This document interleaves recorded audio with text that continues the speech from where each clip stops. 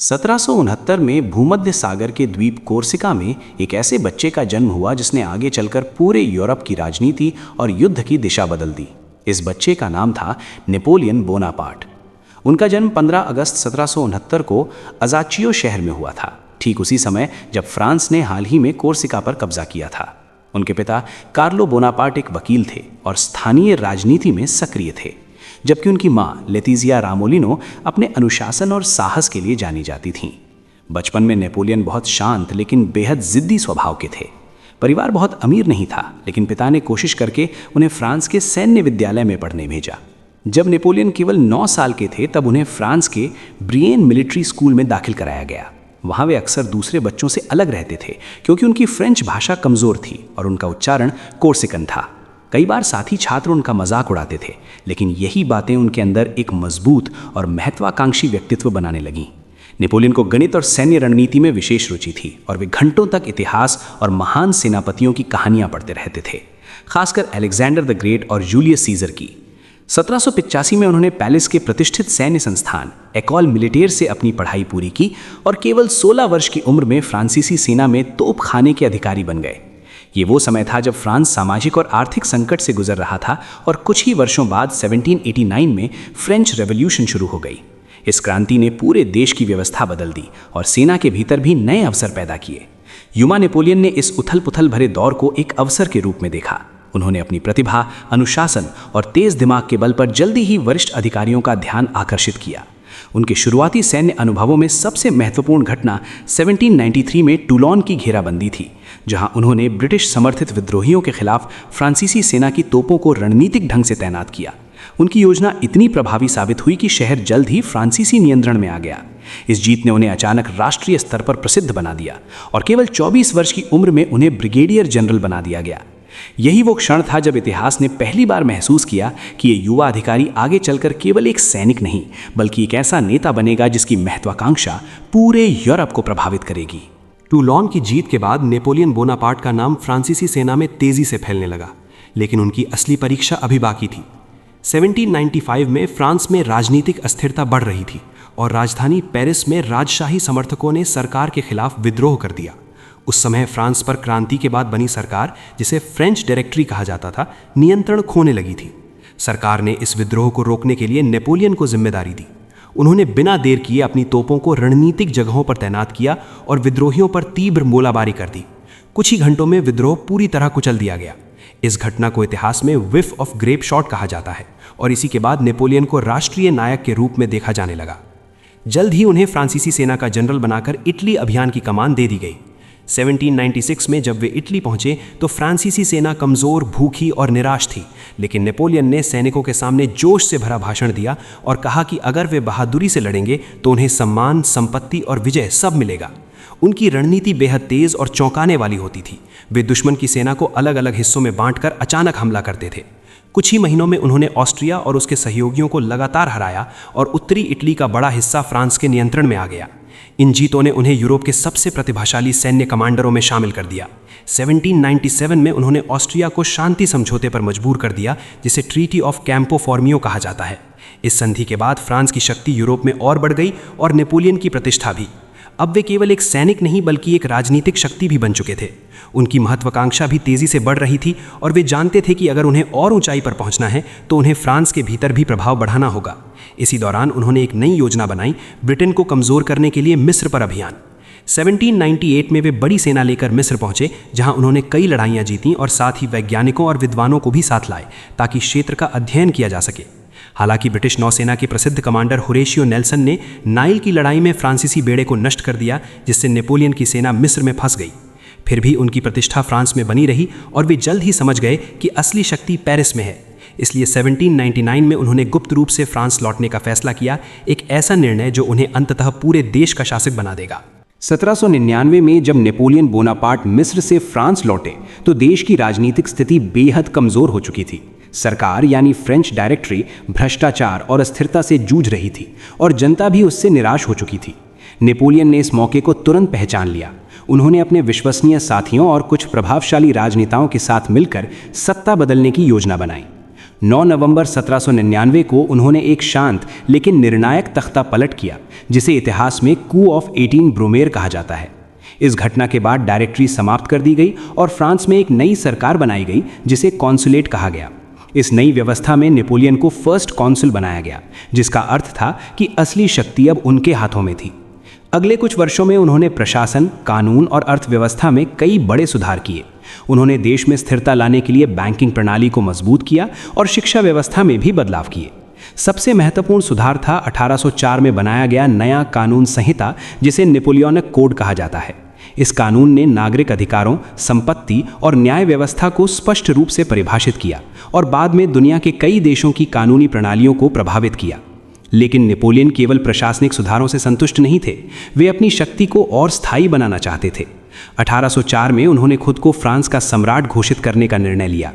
Paris के भव्य cathedral नोटर dam cathedral में आयोजित समारोह में उन्होंने खुद अपने सिर पर ताज रखा और फ्रांस के सम्राट बन गए। ये कदम प्रतीकात्मक रूप से दिखाता था कि उनकी शक्ति किसी राजा या चर्च से नहीं, बल्कि उनकी अपनी क्षमता और सेना की ताकत से आई है। अब उनका लक्ष्य केवल फ्रांस तक सीमित नहीं था, वे पूरे यूरोप में अपना प्रभाव फैलाना चाहते थे। अगले कुछ वर्षों में उन्होंने ऑस्ट्रिया, प्रशा और रूस जैसी शक्तिशाली साम्राज्यों के खिलाफ युद्ध छेड़ दिए। उनकी सेना बेहद अनुशासित और तेज थी और उनकी रणनीतियां अक्सर दुश्मनों को चौंका देती थीं। 1805 में ऑस्ट्रिया और रूस की संयुक्त सेना के खिलाफ उनकी सबसे प्रसिद्ध जीत हुई, जिसे बैटल ऑफ ऑस्टरलिट्ज कहा जाता है।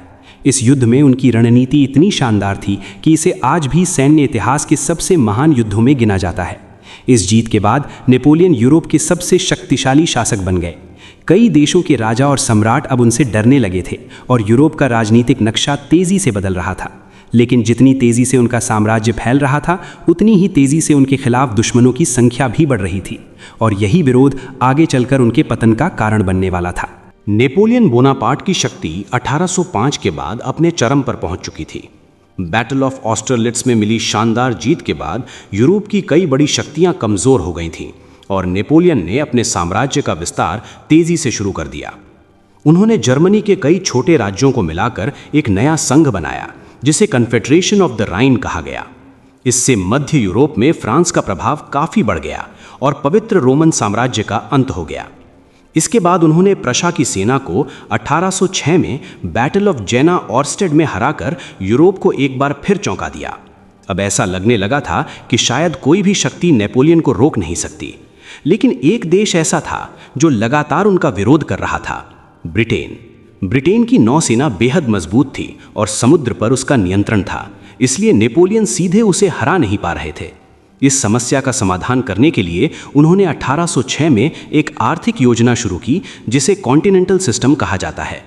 इस योजना के तहत यूरोप के सभी देशों को ब्रिटेन के साथ व्यापार बंद करने के लिए मजबूर किया गया, ताकि ब्रिटिश अर्थव्यवस्था कमजोर हो जाए। हालांकि ये योजना पूरी तरह सफल नहीं हुई, क्योंकि कई देशों को इससे आर्थिक नुकसान होने लगा और वे गुप्त रूप से ब्रिटेन के साथ व्यापार करते रहे। इसी बीच नेपोलियन ने अपने परिवार के लोगों को यूरोप के अलग अलग देशों का शासक बनाना शुरू कर दिया। उनके भाई जोसेफ को स्पेन का राजा बनाया गया और दूसरे रिश्तेदारों को भी विभिन्न राज्यों की गद्दी दी गई। लेकिन स्पेन में यह फैसला उल्टा पड़ गया और वहां के लोगों ने फ्रांसीसी शासन के खिलाफ विद्रोह शुरू कर दिया। ये संघर्ष बाद में पेनिनसुलर वॉर के नाम से प्रसिद्ध हुआ और कई वर्षों तक चलता रहा। स्पेन और पुर्तगाल में इस युद्ध ने फ्रांस की सेना को लगातार व्यस्त और कमजोर बनाए रखा। इसी दौरान रूस के साथ भी नेपोलियन के संबंध खराब होने लगे, क्योंकि रूस के सम्राट अलेक्जेंडर वन ऑफ रशिया को कॉन्टिनेंटल सिस्टम से आर्थिक नुकसान हो रहा था। धीरे धीरे दोनों देशों के बीच तनाव बढ़ता गया। नेपोलियन को विश्वास था कि अगर वे रूस को जल्दी हरा देंगे तो यूरोप में उनका प्रभुत्व पूरी तरह स्थापित हो जाएगा। इसलिए 1812 में उन्होंने इतिहास के सबसे बड़े सैन्य अभियानों में से एक की योजना बनाई, रूस पर आक्रमण। उस समय उनकी सेना में लगभग 6 लाख सैनिक थे और ये यूरोप की अब तक की सबसे विशाल सेना मानी जाती थी। लेकिन उन्हें यह अंदाजा नहीं था कि रूस का विशाल भूभाग, कठोर सर्दी और दुश्मन की रणनीति उनके साम्राज्य के लिए सबसे बड़ा खतरा बन जाएगी। 1812 में नेपोलियन बोनापार्ट ने रूस पर आक्रमण करने का निर्णय लिया और अपनी विशाल सेना, जिसे ग्रांड आर्मी कहा जाता था, लेकर पूर्व की ओर बढ़े। इस सेना में लगभग 6 लाख सैनिक थे और इसमें केवल फ्रांसीसी ही नहीं बल्कि यूरोप के कई देशों के सैनिक भी शामिल थे। उनका लक्ष्य रूस को जल्दी हराकर उसे कॉन्टिनेंटल सिस्टम का पालन करने के लिए मजबूर करना था। शुरुआत में उनकी सेना तेजी से रूस के अंदर बढ़ती चली गई, लेकिन रूसी सेना सीधे लड़ने से बचती रही और पीछे हटती गई। साथ ही उन्होंने एक ऐसी रणनीति अपनाई जिसे स्कॉर्च्ड अर्थ कहा जाता है, यानी पीछे हटते समय वे खेत, गोदाम और शहर जला देते थे ताकि फ्रांसीसी सेना को भोजन और संसाधन न मिल सकें। सितंबर 1812 में दोनों सेनाओं के बीच भयंकर संघर्ष हुआ, जिसे बैटल ऑफ बोरोडिनो कहा जाता है। ये युद्ध बेहद रक्त रंजित था और दोनों पक्षों को भारी नुकसान हुआ, लेकिन अंततः रूसी सेना पीछे हट गई और नेपोलियन की सेना मॉस्को पहुंच गई। हालांकि जब वे मॉस्को पहुंचे तो शहर लगभग खाली था और जल्द ही उसमें आग लग गई। कई दिनों तक शहर जलता रहा और फ्रांसीसी सेना को वहां ठहरने के लिए पर्याप्त संसाधन नहीं मिले। नेपोलियन ने रूस के सम्राट अलेक्जेंडर फर्स्ट ऑफ रशिया से शांति की उम्मीद की, लेकिन कोई समझौता नहीं हुआ। अंततः सर्दी शुरू होने से पहले उन्हें वापस लौटने का निर्णय लेना पड़ा। यही वापसी उनके साम्राज्य के लिए सबसे बड़ी त्रासदी साबित हुई। कठोर रूसी सर्दी, भूख, बीमारियां और लगातार रूसी हमलों ने उनकी सेना को लगभग नष्ट कर दिया। जो सेना 6 लाख सैनिकों के साथ रूस में घुसी थी, उसमें से बहुत कम सैनिक ही जीवित वापस लौट पाए। ये हार पूरे यूरोप के लिए एक संकेत थी कि नेपोलियन को हराया जा सकता है। इसके बाद रूस, प्रशा, ऑस्ट्रिया और ब्रिटेन सहित कई देशों ने मिलकर उनके खिलाफ एक नया गठबंधन बना लिया। 1813 में इस गठबंधन ने जर्मनी में नेपोलियन की सेना का सामना किया और निर्णायक युद्ध हुआ, जिसे बैटल ऑफ लाइप्जिग या बैटल ऑफ नेशंस कहा जाता है। इस युद्ध में नेपोलियन को बड़ी हार का सामना करना पड़ा और उनकी सेना पीछे हटने लगी। धीरे धीरे सहयोगी सेनाएं फ्रांस की ओर बढ़ने लगीं और 1814 तक वे पेरिस पहुंच गईं। अंततः नेपोलियन को सत्ता छोड़नी पड़ी और उन्हें निर्वासन में भेज दिया गया। ऐसा लग रहा था कि एक समय यूरोप पर राज करने वाले इस सम्राट का युग समाप्त हो चुका है। 1814 में जब सहयोगी सेनाएं पेरिस में प्रवेश कर गईं, तो नेपोलियन बोनापार्ट को मजबूर होकर सत्ता छोड़नी पड़ी। उन्हें पकड़कर भूमध्य सागर के छोटे से द्वीप एल्बा पर निर्वासन में भेज दिया गया। यूरोप की शक्तियों को लगा कि अब नेपोलियन का युग समाप्त हो चुका है और फ्रांस में पुराने राजघराने को वापस सत्ता दे दी गई। लेकिन नेपोलियन की महत्वाकांक्षा अभी खत्म नहीं हुई थी। फरवरी 1815 में वे एल्बा से गुप्त रूप से भाग निकले और फ्रांस की ओर बढ़ने लगे। रास्ते में भेजी गई सेना को उन्होंने बिना लड़ाई की ही अपने साथ मिला लिया, क्योंकि कई सैनिक अब भी उन्हें अपना नेता मानते थे। कुछ ही हफ्तों में वे पेरिस पहुंच गए और फिर से सत्ता पर कब्जा कर लिया। इतिहास में इस अवधि को 100 डेज कहा जाता है। यूरोप की शक्तियां एक बार फिर घबरा गईं और उन्होंने तुरंत नई सेना तैयार कर ली। जून 1815 में अंतिम और निर्णायक युद्ध हुआ, जिसे बैटल ऑफ वाटरलू कहा जाता है। इस युद्ध में ब्रिटिश सेना का नेतृत्व Arthur Wellesley, first Duke of Wellington, कर रहे थे और उनके साथ प्रशा की सेना भी थी।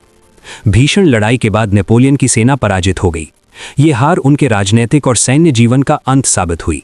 इसके बाद उन्हें फिर से गिरफ्तार कर लिया गया और इस बार उन्हें बहुत दूर दक्षिण अटलांटिक महासागर के एक अलग थलग द्वीप सेंट हेलेना भेज दिया गया, ताकि वे कभी वापस ना आ सकें। वहां उन्होंने अपने जीवन के अंतिम वर्ष बिताए। 5 मई 1821 को उसी द्वीप पर उनकी मृत्यु हो गई। हालांकि उनका साम्राज्य समाप्त हो चुका था, लेकिन उनका प्रभाव इतिहास में बना रहा। उनकी बनाई हुई नेपोलियनिक कोड आज भी कई देशों की कानूनी प्रणालियों को प्रभावित करती है और उनकी सैन्य रणनीतियों का अध्ययन आज भी दुनिया के सैन्य अकादमियों में किया जाता है। नेपोलियन का जीवन एक साधारण परिवार के बच्चे से लेकर पूरे यूरोप के सम्राट बनने तक की अद्भुत यात्रा थी। उनकी कहानी महत्वाकांक्षा, प्रतिभा, विजय और अंततः पतन की कहानी है, जिसने इतिहास को गहराई से प्रभावित किया।